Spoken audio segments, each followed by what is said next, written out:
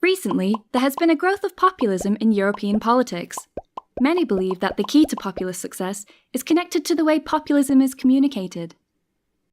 To find out if this is true, a large group of researchers from all over Europe have come together to study populism as a communication phenomenon.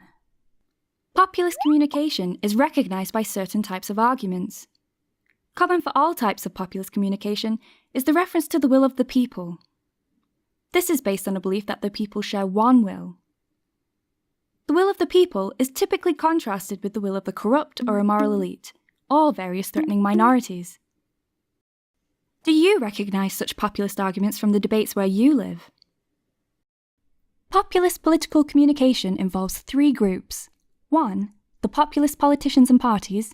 2. The media. And 3. The citizens. All populists claim to be the voice of the people, but who the people are and what problems they are facing varies between different types of populists. Right-wing populism tends to blame ethnic, religious, or sexual minorities, as well as the political elite, for the problems of ordinary people. Left-wing populism more often blames the powerful, the rich, and the wealthy, in addition to the political elite. We find both right and left-wing populism in Europe today. Populists have traditionally operated on the fringes of politics. Recently, however, many populist parties have become more professional in how they organise and operate. Are there any populist politicians or parties in your country? How are the arguments they use different from the way traditional political parties communicate?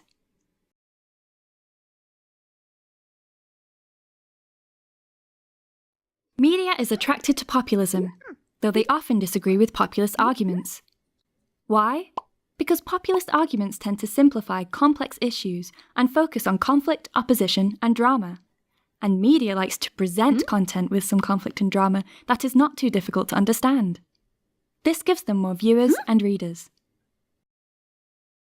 Sometimes the media also acts as populists. This happens if the media regard themselves as the voice of the people and constantly blame and attack the elite or minorities for the people's problems. In contrast, populists are very seldom charmed by the media. Most populists see media as a part of the elite. They use critical media coverage as evidence that it's us against them, which is an efficient vaccine against any further critical inquiry. Populists often prefer using other communication channels, for instance social media or media outlets they own or control themselves. How is the relationship between populists and the media where you live?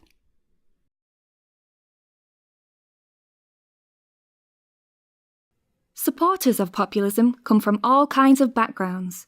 What they all have in common is some kind of political cynicism and a feeling of distrust.